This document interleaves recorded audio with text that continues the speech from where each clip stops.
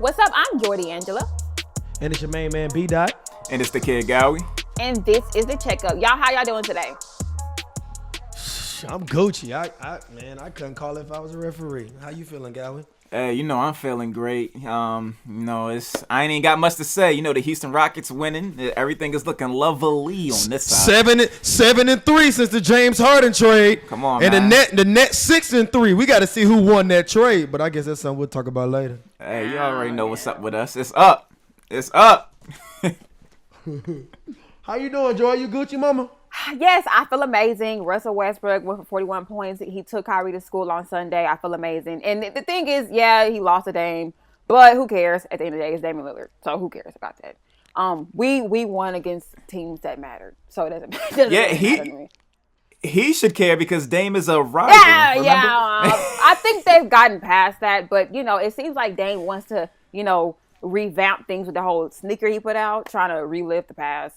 That happened, 2-3 years ago? Who cares? I don't understand what that was. Oh, yeah, and for those who may be out of the loop, Dame Lillard did create a sneaker in memory of his game-winning shot against the OKC Thunder. It's the OKC Thunder colorway and everything. So, it's so disrespectful. But that was towards Paul George. Hey, Nana, I'm on my podcast right now. Y'all say hey to Nana. Hey, Hi, Nana. Nana, I'm on my podcast. I'm about to call you back, girl. Bye. That's my Nana, y'all. That's my Nana. For real. But yeah. But I think that was more toward Paul George than Westbrook. Because I don't know. PG, of course, we all know he do his thing in the regular season. But man, he was mad last night, Gowie. PG said he felt disrespected. He only got one free throw attempt. And this get him up, P. This shoot 15 threes a game, but you want a foul call? We gonna talk about that later. Let me chill because I'm cool with P. Hey, man, look, if he was mad about that, he ought to be pissed off for Jared Dudley talking trash about him in his book. Facts. That's the ultimate disrespect. What Drake say, bench players talking like starters, I hate it? Come on now, don't do that. Wait, don't tell me Jared Dudley done dropped the Superhead book. Hey. I cannot. He dropped the tell-all. That boy Jared Dudley was like, we can stomach Kawhi Leonard talking trash because he coming off a championship win. We can stomach Patrick Beverly talking trash because that's how he feed his family. But he was like, Paul George, nah, we ain't going for that. That's disrespect. So the fact that came out of Jared Dudley's mouth or text, however you want to put it, yeah, that's the ultimate disrespect. PG got to see him about that. Oh yeah, I got it. I don't do much reading besides subtitles, but I might gotta do that. That's a fact. What we talking about today, gang? What we popping off with? What do y'all want to start off with? I mean, we can start off with Brooklyn. Since Gowie. I'm with it. Yeah, we can start with Brooklyn. I had to put both colors on. I had to put the Rockets on, but I had to put the Brooklyn on too. That's called set tripping. That's No. Set tripping is if it was on the West. This East and West. That's come on now. Trip, weirdo. Pick one. No, it's actually called being a male. Okay, that's what we do. We balance. We like balancing two things at once. Oh, see, that's what I'm talking about. First of all, this is very disgusting. You feel me? You feel me? Hey, that's what Joy said. I'm just playing, Joy. Yeah. Because you do got D Wade and Kobe behind you, but wait, talk about that for another day. No. Hey, so let's talk about Brooklyn struggles, man. We pop it off, man. How you feel about Brooklyn this year so far, brother? And what they got to improve on? Hey, look, the way I feel about Brooklyn right now is that James Harden is the leader of that team. I told y'all this before he joined that squad. If you look at the Brooklyn Nets right now, with Kyrie Irving and Kevin Durant playing together, they have only won 3 games out of, 7? So they're 3-4 without James Harden. When James Harden's in that lineup, they have a record of 6-2, I believe. 3. Or, don't do that. 6-2. Don't do not, that. No, it's 3. Is it? Yeah, because the Rockets are 7-3 since the James Harden trade. I think this was on the score. At the score, I think it was on their page, and I think it said Brooklyn was 6-3 since the James Harden trade. Okay, so but it's since the trade, so maybe. So it might be 6-2 since the trade. So maybe he didn't play one of that first game or whatever. It's 6-2 because they that game against the Wizards that Westbrook hit that game Yeah, winner. when Russell Westbrook Harden took him to Harden school. didn't play that game. Okay, my bad. There you Yeah. go. Knocked the crap out. My bad. Like you said, Gal, don't do that. Continue. Yeah, so 6-2. So with James Harden in that lineup, it's 6-2. The previous game that they played, they've only had about he had a 5-minute break the entire game. So the fact that he's playing this many minutes, he's averaging over double digits assists. You need James Harden in that lineup for them to be great offensively. Kyrie, KD, they're awesome, but they're individual scorers. So you need that guy to kind of put it all together. And that's why they win with Harden and not so much without him. And obviously their struggle is defense. They're dead last in the NBA in defensive rating. So, getting rid of Jared Allen, it would be nice to have a Jared Allen in that locker room, but you gave him up for pretty much peanuts and a pair of corduroy pants. So I don't know what you finna do with that. What you think? How you feeling, Jordan? I feel like they're definitely missing Jared Allen. I'm sorry. Oh, hold on. Definitely. You sure? You mean Jared Goff? Jared from Subway? Jordan said 18.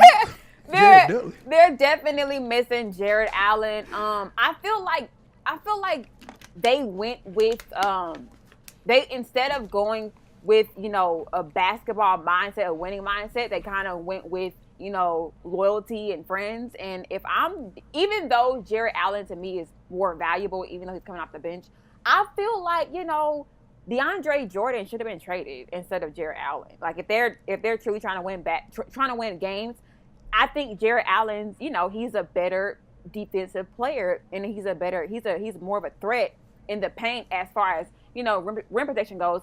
Because my thing is, I remember against the Cavs. And everybody know Andre Drummond, he's an amazing rebounder, so he's going to get his regardless. But they got out-rebounded by 26 against Cleveland. 26. So they got eaten alive. So my thing is, I feel like they at least should have kept, Jared Allen and traded DeAndre. And I know they got to fix that problem sooner than later, because teams like Philly will eat them alive if they don't get that problem fixed. And so you got, and because the thing is, you got so many players that can rebound and size. Like you got Tobias and Joel Embiid and Ben Simmons and players like that. And like I said, and Dwight Howard.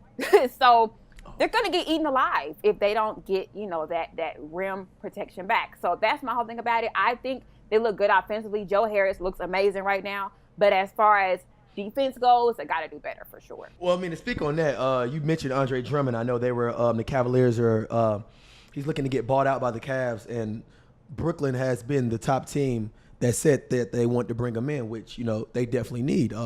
Dre's a great defensive player. I don't think he's a better shot blocker than Jared Allen, but overall he can score. Dre can shoot it a tad bit. He ain't shooting that much from the outside, but if he got to knock it down, he'll knock down one out of three type ish. So I don't know if that'll still be enough. It'll give him a presence, but I don't know if it'd be enough to speak on the DeAndre Jordan.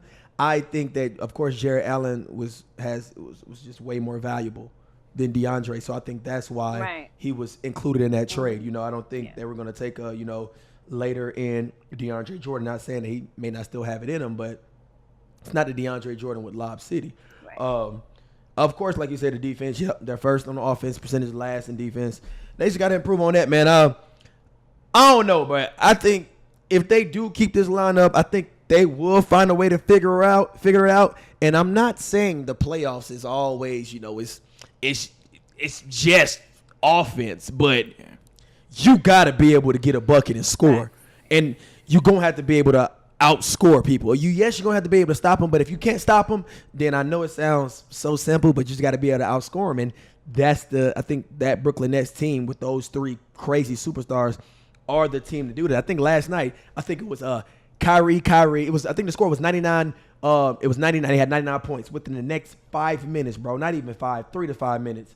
Kyrie, James Harden, Durant, James, Kyrie, Harden scored those last 21 points to get them to that crazy, crazy amount within 3 minutes. So I think, if they do not change this lineup or don't, even if they do add Andre, they still going to have to be able to outscore people.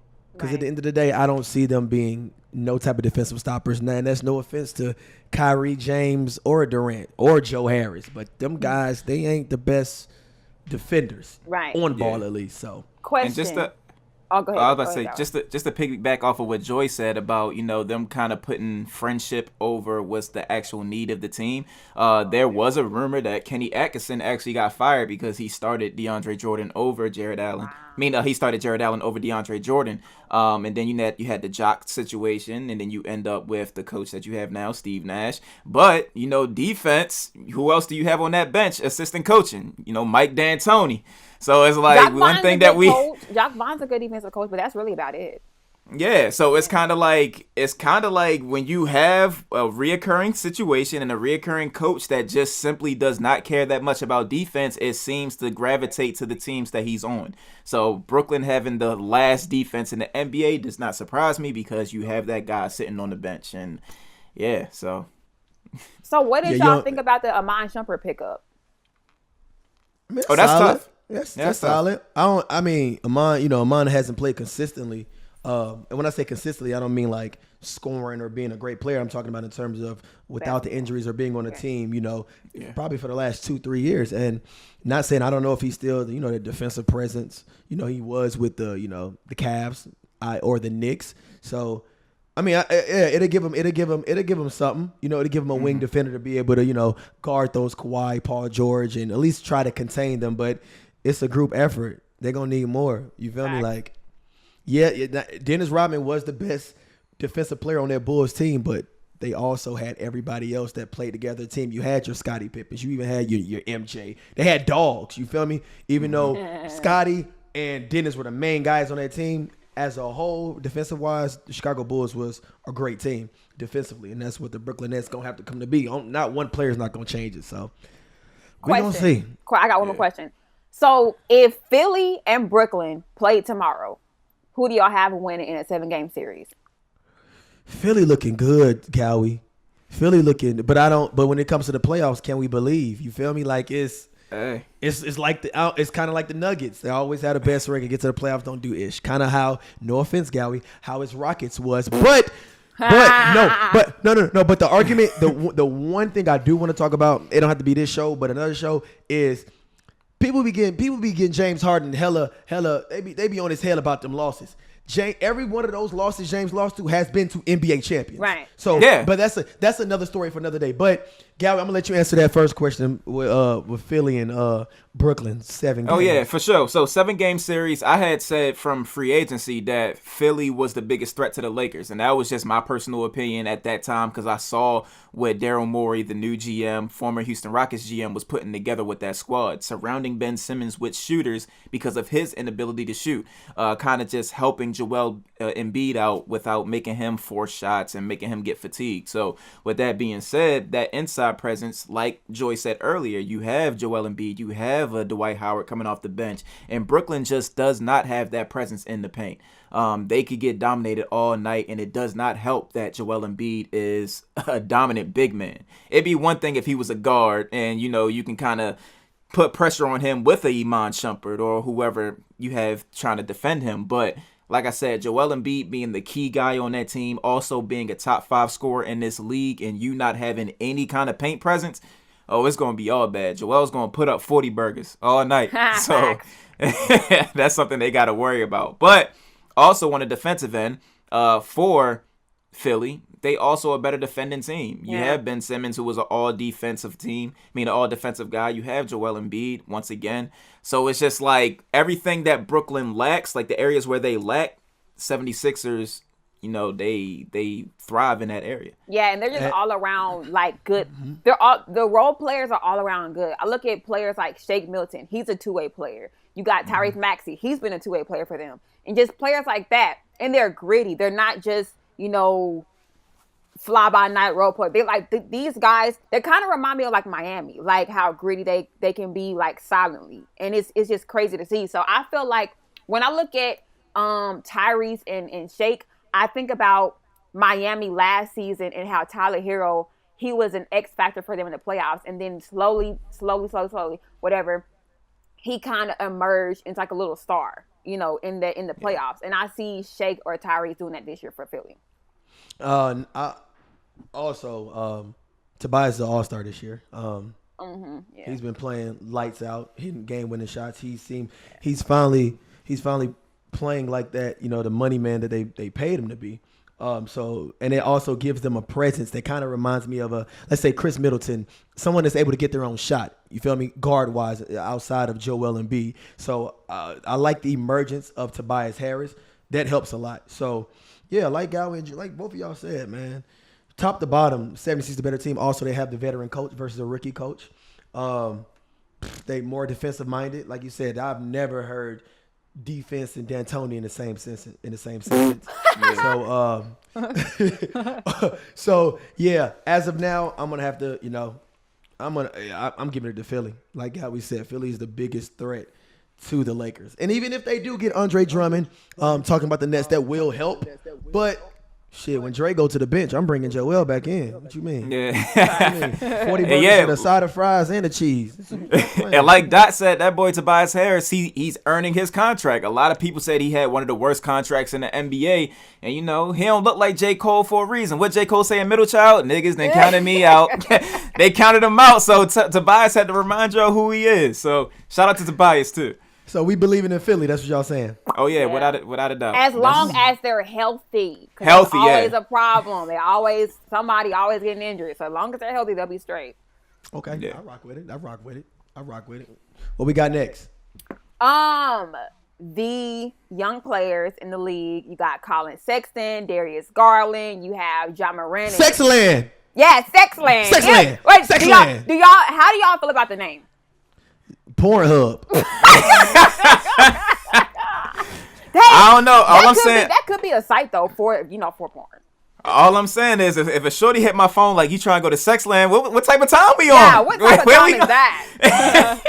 For real, I'm like, I don't know. Yeah, she was like, no, talk about Colin and Darius gonna go to their crib. Nah, shorty, I ain't. Netflix, chill, and Sexland. That's what I heard. Yeah, so that you got the Hawks, Trae Young and his guys. You have like I said, Colin and Darius. You got Ja and his. You got the Pelicans, Zion, the Bulls. Brandon, Don't forget about the Bulls. The Bulls, Zach LaVine, and yep. So the question is, which young core would you rather build a team around? And these are for the. I don't want to say we could say the losing towards mid pack teams. We're talking about, right? Oh, just any core team, I guess. Anybody that has a young core under, let's say 26 and under. Just young guys that you would want to pick to build around. I don't think that's fair because Jason and Jaylen Brown. That isn't fair. Brown different. Yeah, so that's why I was asking in terms of those upcoming guards, like that's just been doing well this year, but they're still trying to get over that hump. Because you had mentioned the Hawks, you had mentioned the Knicks, you had mentioned the Knicks, the Cavs. So okay, I'm gonna go ahead, Galby. I'm gonna see. That's fair. I think it is. First of all, I want to say shout out to Emmanuel quickly. That's a Maryland boy. He right from down the street. He balling floater king right now. So shout out to the Knicks. But unfortunately, I won't be picking the Knicks. I think it comes down to the Pelicans and the Hawks for me. I give the edge more so to the Pelicans because you have a 23-year-old Brandon Ingram that off the bat is crazy. You have a Zion Williamson who is a man-child, so you don't find players like him who can dominate down low. You have a Kyra Lewis who's coming off the bench. Who else? Lonzo. So I really like that core the most out of the young guys. But Atlanta would definitely be my number 2 because you have Cam Reddish, Trae Young, John Collins, what's the dude's name? DeAndre Hunter. Like, they have a lot of depth, and their entire starting lineup is 20-something-year-olds. So you got to give them that credit. Gowie kind of cheated because he went with, I don't even know why Joy mentioned the Pelicans. They already have an all-star. You feel me? Those are they already have those key guys. Like, yeah, you know what I'm saying? Like, they have those superstars already. You feel me? So that was kind of easy choice, Gowie. But that's on Joy because she mentioned the Pelicans. What the heck? All right, so my choice. Zion No, that don't count. He's technically but listen to what I'm saying, Joy. We're talking about these. When you mention a young core, But you can actually put that. You can actually debate with them versus the Celtics in their young core. That's what I'm saying. Like they already have those two super. What I thought you were asking was in terms of like like Gowie mentioned the Knicks. They have a whole bunch of young guys that are they still trying to get over the hump, but haven't got there. So my choice is, bro, I'm going with the Memphis Grizzlies, and Ja Morant, he's going to emerge into a superstar. He's not there yet. I like Dylan Brooks. I like a healthy Jaren Jackson. I like what's our tall guy from Gonzaga? Come on, man, who be dunking on everybody? Light skin. He be throwing the lobs to him. The other, come on, he the only big on man. Dylan? No, not Dylan, nigga. You said like I heard light skin. The other big man the other big man for the Grizzlies, bro. He be throwing the light skinned dude. Come on, he went to Gonzaga. Y'all pissing me off because y'all couldn't help you there. Okay, you're not talking about Brendan Clark. You're not talking Yes, I'm talking about Brendan Clark. Okay, Duh. I figured. Okay, well, hold down. Go ahead with your point. Go ahead. Damn. So I'm going with the Memphis Grizzlies just because if we're talking about full young core of young guys that really don't have a superstar yet, but they have one that can emerge into something crazy with a lot of other guys that can actually, if they stay together, of course, if they stay together, if they stay healthy, I think those guys will make some noise in the league, but not no time this year. I mean, but to your argument, within the next 2 years. To your argument, the Memphis Grizzlies were a playoff team until they fell out in the elimination game. But that was with Jaren Jackson. That was when Jaren Jackson went down to injury, and that really helped them. But also, yeah, there's still that young core that still hasn't got over the hump yet. They're still trying to figure out. They slid in the playoffs, gal. It wasn't like they were a fucking fifth, fourth seed, my nigga. Like, like.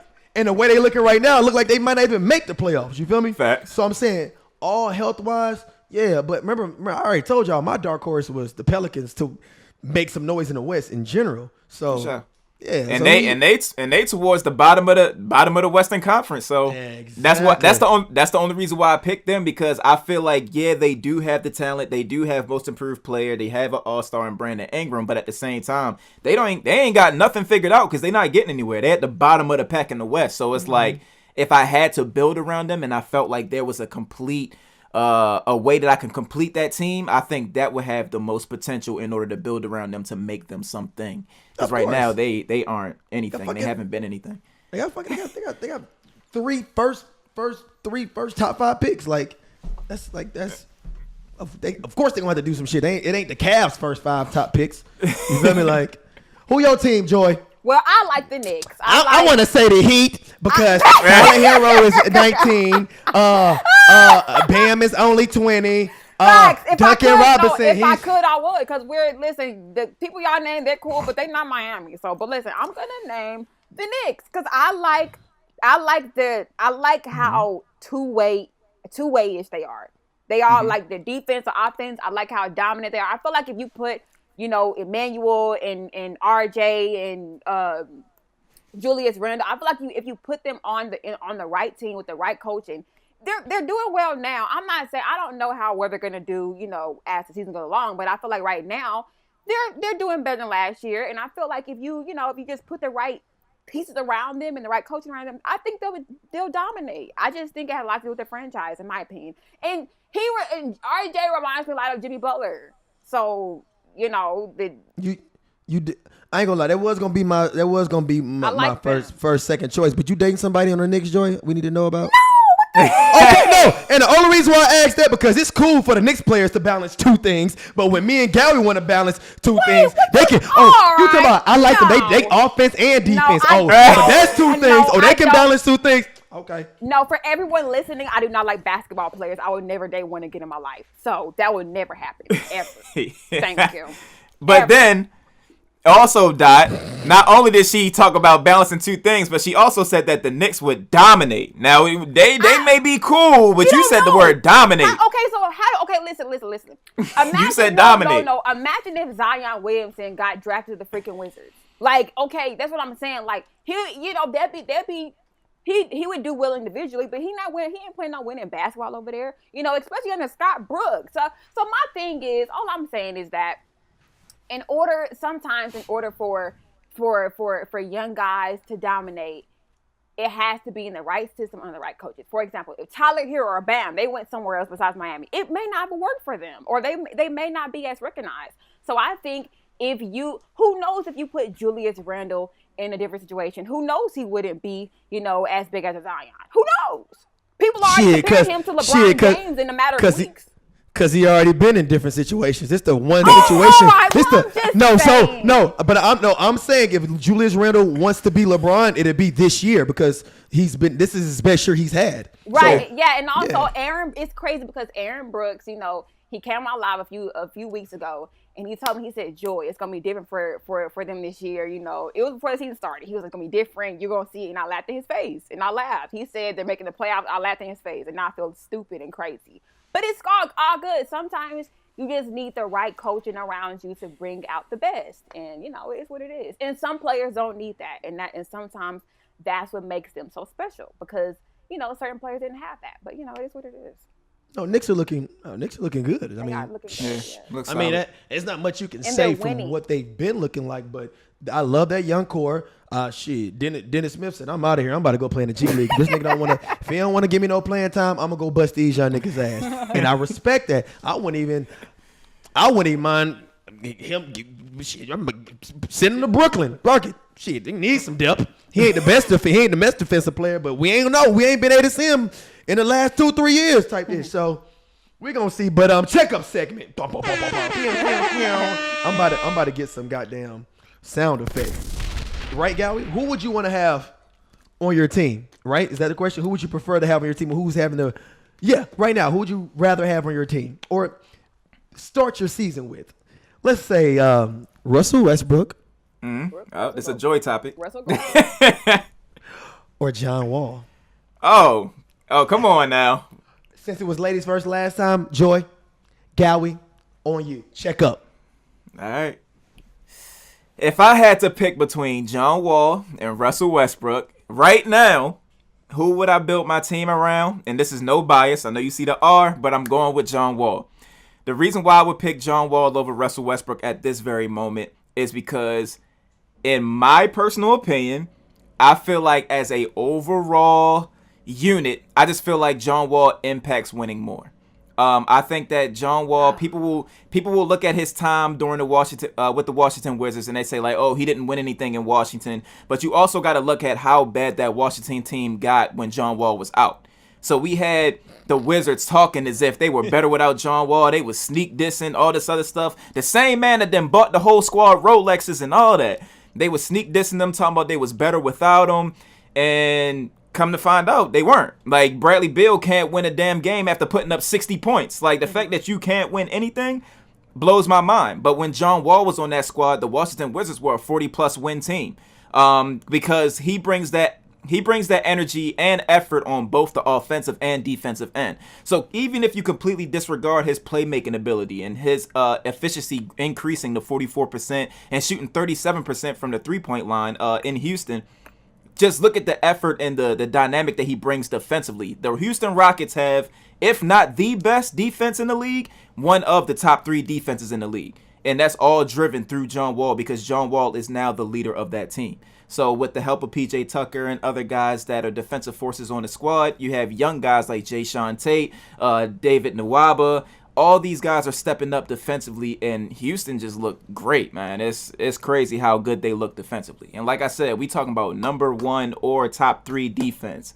So defense, we went from D'Antoni ball to where we ain't play no D to having the number 1 or to number 3 defense. So, the Washington Wizards, they ain't winning no games, and defense is the key reason why they ain't winning shit. So, Joy, I want to hear what you got to say. For the defense. Shout out to Steven Zollis for the defense. Anyway. Joy, check up. Now, I have a question. No, I have a question.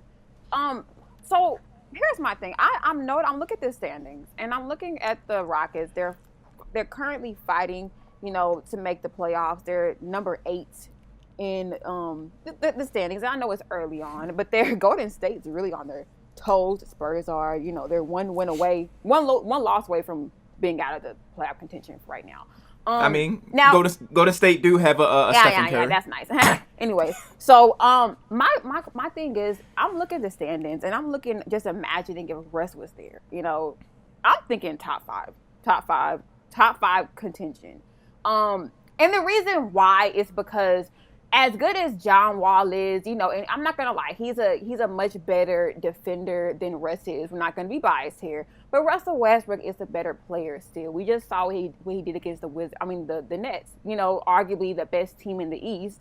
He just gave them 41 points coming off of, whatever was wrong with them. He just said, I'm finally healthy. I'm finally healthy. So everyone comparing and laughing, saying, oh yeah, the Rockets won the trade. Look at Russ, ha ha ha. Well, now look at Russ. He looks amazing. Russ also is shooting very well from three this year. So he listened to the criticism, and he looks amazing from three. I'm talking, he gave, I think he shot 50%.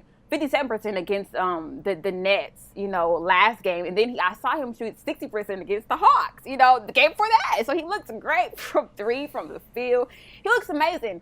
And the thing is, what also gets me is everyone says Russell Westbrook would be so great if he just worked on his shot. Well, what else does he have to work on now? I mean, he got his shots back, field goal percentage is good. He's attacking the rim again. He's averaging crazy numbers. Almost, and I think he is averaging a triple-double now. So if people are saying, Russ would be, one of the best people in the league if he just did this, well, he did it. So now what? He looks amazing. The reason why people aren't recognizing it is because he plays for the Wizards. Same reason why Bradley Beal ain't made All-Star yet, because he plays for the Wizards. So a lot of stuff is going to go unnoticed. John Wall plays for the Rockets, who plays on TV much more than the Wizards are, who's going to make the playoffs. And why is that? Because the Rockets are a better team. Like, for example, if you swap, like I said, you swap Russ and John, they're going to, the Rockets make the playoffs regardless of who's on the team. My thing is, John Wall looks better than Russ right now because of the players around him. If Russ had that, he would be Gucci. People wouldn't be. Matter of fact, if Russ had that, he would make All-Star this season. He might even make All-Star this year because of the freaking Wizards. But also because he was injured. And I'm pretty sure he wouldn't be injured right now if he didn't have to overexert himself for the freaking Wizards. So that being said, Russ is clearly the better player, okay? The numbers, the stats, they speak for themselves. John Wall hasn't gone crazy, but he has not had the game that Russ had yet. So it is what it is. I mean, it's cool, whatever, playoffs, defense, all that crap. Russ is still the better player.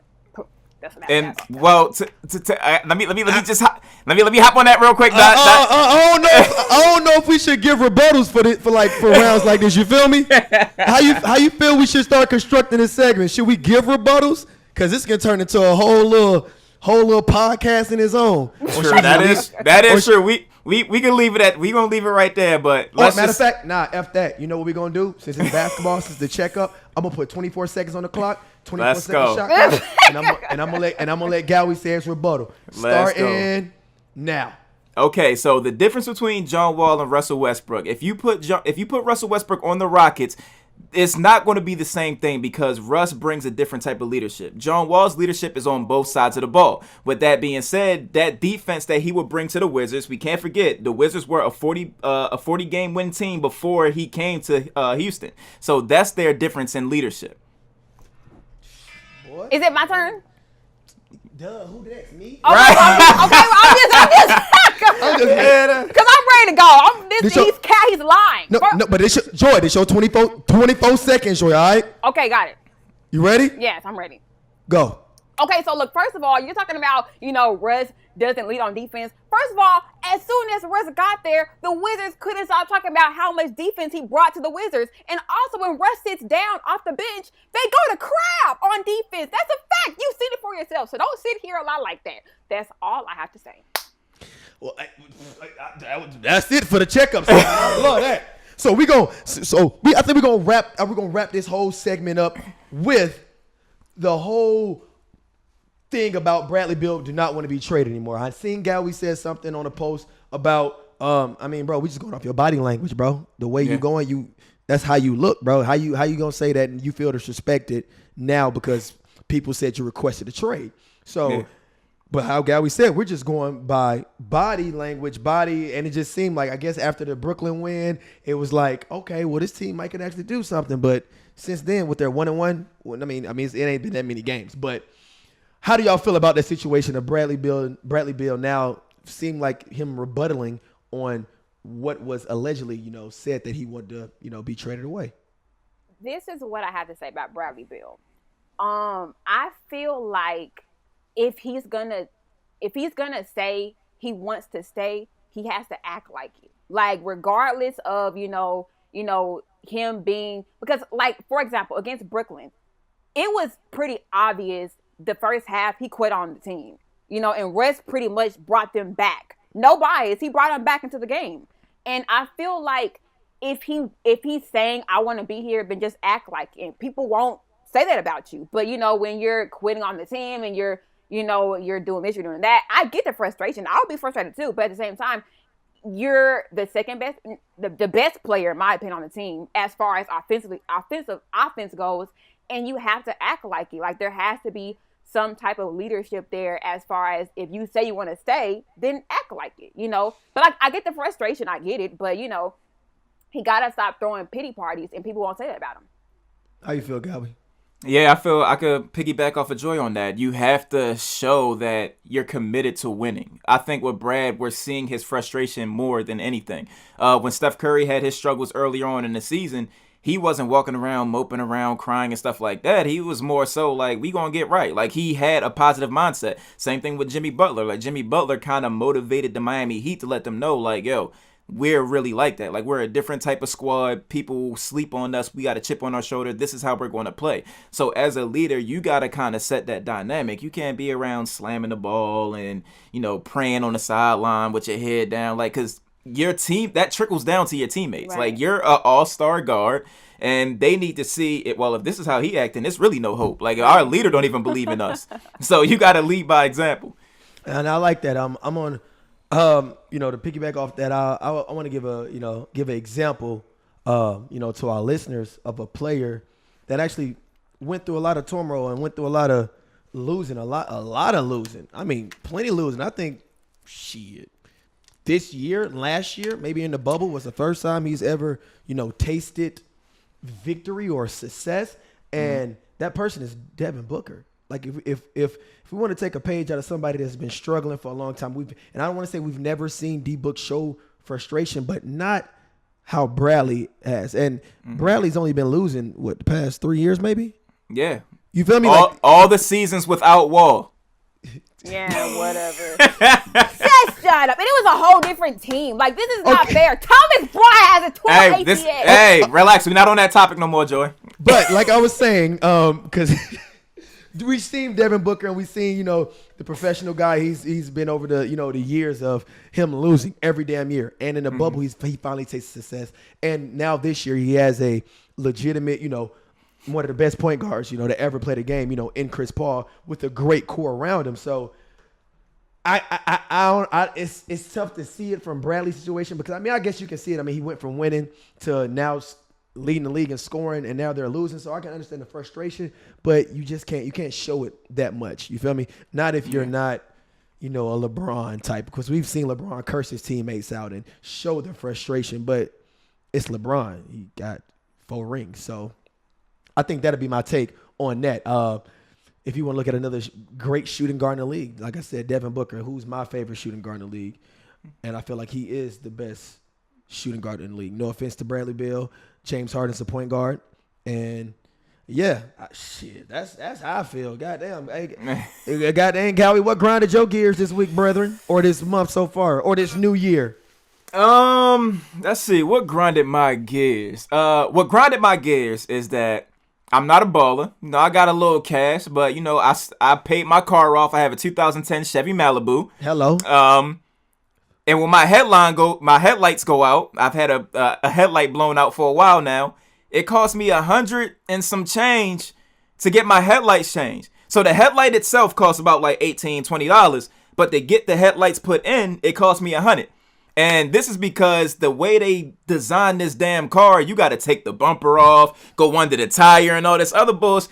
It's like, bro, I'm just trying to change my headlight. I gotta come off a Benny just because y'all wanted to make this thing so difficult. I remember when I had my '94 Honda Accord, I just go into the hood, put that joint in, boom, I'm good. Coochie. But y'all want to be designing these cars mad difficult. And I'm not gonna lie, Chevy is a very trustworthy car brand, but y'all out of pocket for that. I know what y'all trying to do. Y'all trying to get extra money out of us. So them American cars, brother. Yeah, it's all about the dollar. That's all they care about. About the dollar. That's what grinded my damn gears.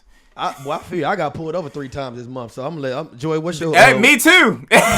Cause of my headlight. And my tax expired 2 years. Hey, Joy, and they say California. What grinded your gears, Joy? I'm tired of the constant Ish Smith disrespect.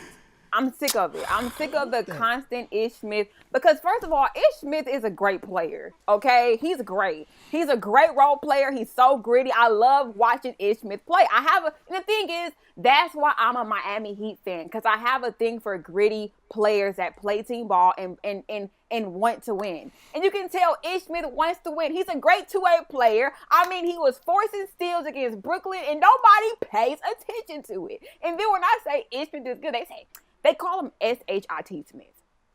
It's so disrespectful. And it's just so wrong. And he's great. He's a great role player, and I'm sick and tired of him being disrespected. So do not be surprised if I start pushing Ish Smith and people like Shake Milton more than, it ain't gonna be more than Russell Westbrook, of course, but I'm gonna start pushing him more because people need to know that he's great. He's a great role player. Shout out Wake Forest, Ish Smith. What grinding my gears is, if it ain't about you or you ain't got nothing to do with it, stay out. All right, you feel me? Like if you over in my situation, you want to know what mom, if I ain't in your ass, you don't need to say shit to me. You don't got no opinions. You feel me? I ain't trying to hear none of that. You feel me? If you ain't getting that Daddy Dot chicken nugget, then don't worry about what the hell not just call it back. Come on, like for real, like. And the chicken, the chicken nugget, that's the minimum. I ain't even gave you the chicken tender. When you get the chicken tender, the chicken tender a little bit longer than the nugget. But let me. All right, what the heck is this? That wraps up this segment of the checkup. It's your main man Bdot with the lovely Jordy Angela. What the heck is wrong with you? And my man, the Kid Gowie. It's only entertainment. Until next time, folks, we out. I cannot. I really can't. This podcast is a hot freaking mess.